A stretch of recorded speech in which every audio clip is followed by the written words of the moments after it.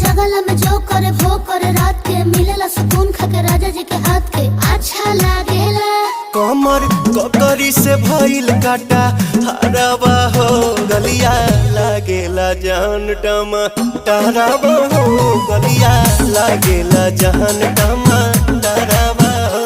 कहे तोर गया तुझको मैं पार करना अपने खाला पहले हम के खिया करना तबे भइल बा कमरिया मोर चाह करना तबे भइल बा कमरिया मोर चाह करना चाह करना।